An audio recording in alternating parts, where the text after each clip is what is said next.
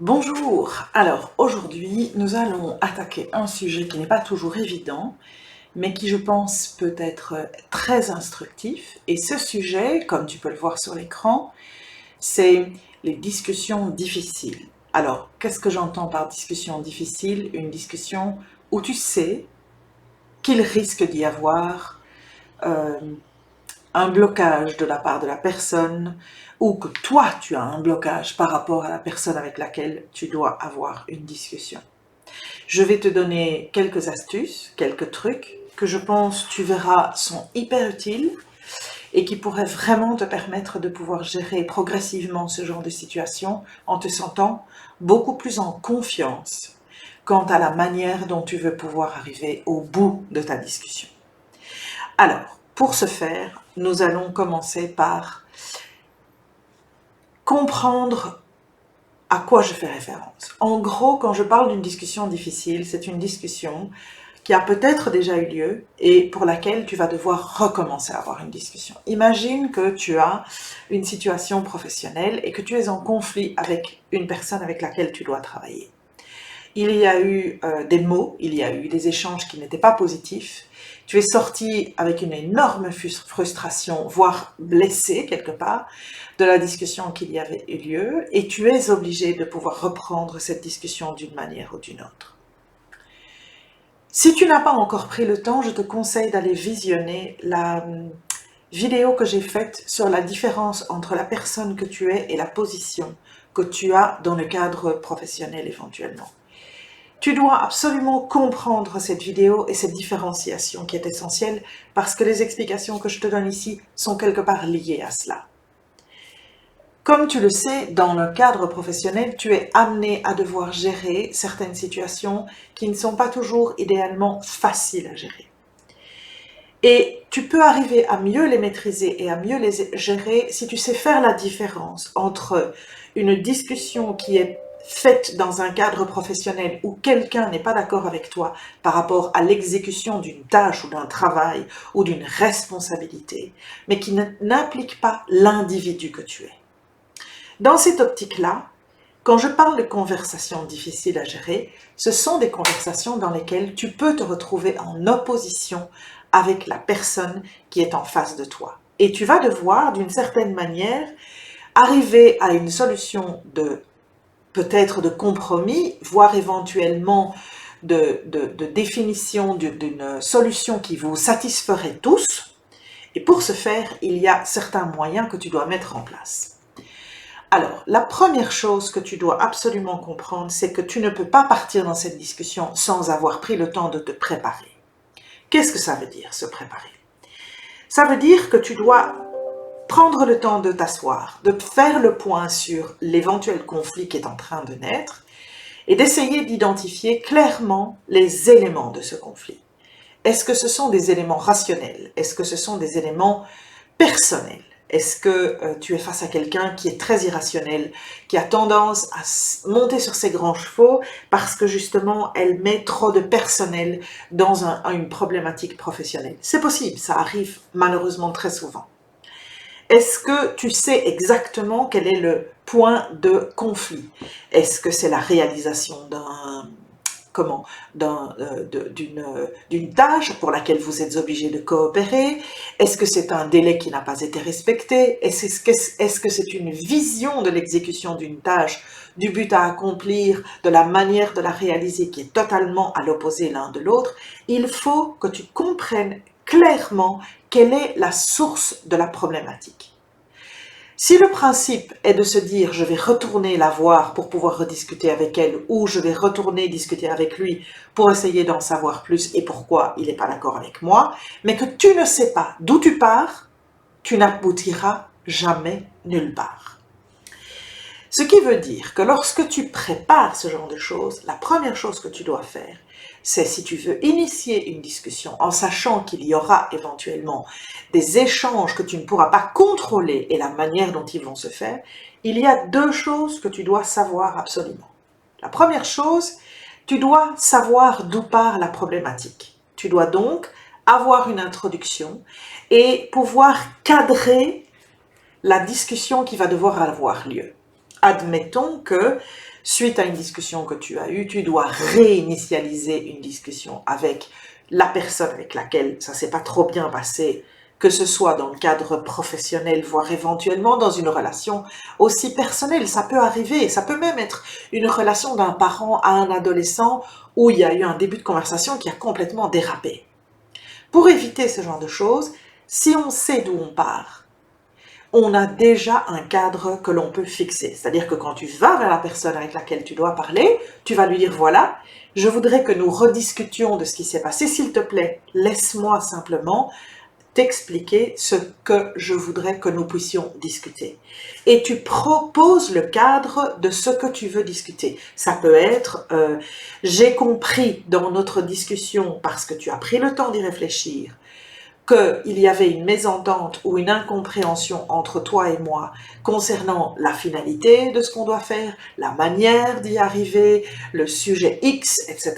À partir du moment où tu poses un cadre, tu définis déjà le cadre dans lequel tu voudrais pouvoir te concentrer. J'ai pas dit que tu allais y arriver, hein, j'ai juste dit que tu allais te concentrer.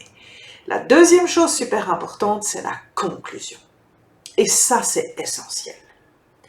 Parce que même si tu ne peux pas, au final, savoir comment les choses vont évoluer, tu dois, toi, avoir quelque part la conviction qu'au terme de cette discussion, tu dois arriver quelque part. Alors, la conclusion peut être que tu décides que tu dois pouvoir avoir obtenu une information supplémentaire par rapport à quelque chose qui n'est pas clair pour toi. Ça peut être par exemple, je veux comprendre ce qu'elle attend de la manière dont on va exécuter ça. Je veux comprendre ce qu'il attend par rapport à le focus qu'on doit donner sur la réalisation, sur ceci, sur cela. Je veux comprendre pourquoi l'adolescent, ma fille avec laquelle je discutais, s'est mise en colère quand j'ai prononcé ce mot-là et pourquoi la discussion a complètement dérapé. Tu dois savoir ce que tu veux au sortir de cette discussion. Et tu dois avoir cette conclusion. Et la raison, elle est très simple.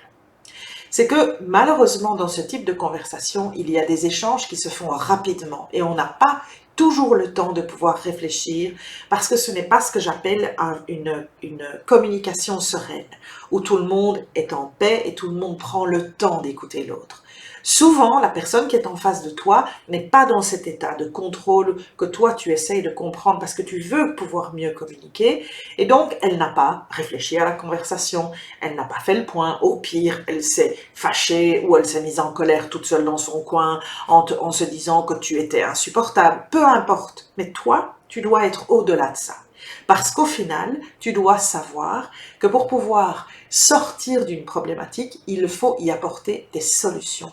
Et des solutions qui, soit lors de cette conversation, soit éventuellement, cela pourra durer plus de temps, et il faudra peut-être que vous reveniez sur le sujet en approfondissant progressivement certains éléments, mais tu dois, toi, pouvoir progresser par rapport à ça.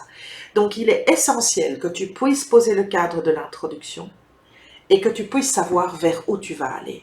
Parce que la discussion, c'est quelque chose qui se fait dans un flow et tu ne pourras vraiment gérer cette discussion qu'à partir du moment où tu te sens suffisamment serein et fort pour le faire.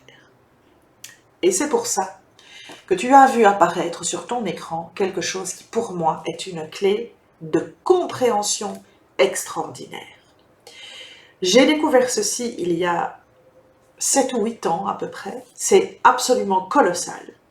Et je pense que tu dois vraiment prendre le temps, non seulement d'aller visionner cette fameuse vidéo dont je te parle, et tu trouveras effectivement en dessous de cette vidéo le lien exact sur la présentation du TED Talk.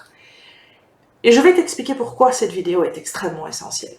Peut-être la connais-tu, peut-être en as-tu déjà entendu parler, et si c'est le cas, va la revoir. Et de grâce, fais les exercices. Alors, qu'est-ce que c'est cette vidéo? En fait, c'est une recherche scientifique qui a été faite par un docteur qui travaille à Harvard, c'est une américaine, qui a en fait démontré que l'attitude physique dans laquelle tu te trouves a une influence sur ton état mental. Et Je ne vais pas te faire la démonstration parce que je pense que la vidéo est assez instructive. Elle est courte, elle dure 10 minutes, donc c'est pas un truc super long à aller voir. Elle est traduite, donc tu pourras voir les sous-titres. Si tu ne maîtrises pas l'anglais, c'est pas un problème. Mais en gros, qu'est-ce que cette vidéo t'explique? Cette vidéo t'explique que, dépendant de la manière dont tu te positionnes avec ton body language, le langage du corps, tu vas pouvoir engendrer dans ton cerveau un état qui sera soit un état de soumission, soit un état de ce qu'on dit en anglais empowering, donc je ne sais pas, de mise en confiance. Il n'y a pas de traduction, enfin je ne connais pas la traduction exacte de ce terme-là. Donc en gros, ce que je te demande de faire, c'est d'aller visionner ce TED Talk, de prendre le temps de le visionner, voire de le revisionner 2 fois pour bien comprendre ce qu'elle explique, et 2, de faire les exercices. Alors pourquoi est-ce que je te dis ça? Parce que j'ai eu la chance de visionner cette vidéo à un moment assez important où j'avais pris de façon très ambitieuse la décision d'aller postuler pour un job vraiment très important et je devais faire une présentation devant une audience qui, je savais, allait être assez critique parce que j'étais un élément extérieur, qu'ils ne me connaissaient pas, que je n'étais pas dans les habitudes de leurs interactions et que je savais que j'allais prendre, je vais dire, que j'allais devoir pouvoir faire face à des situations assez compliquées. Et j'ai en fait bêtement mis en application cette vidéo.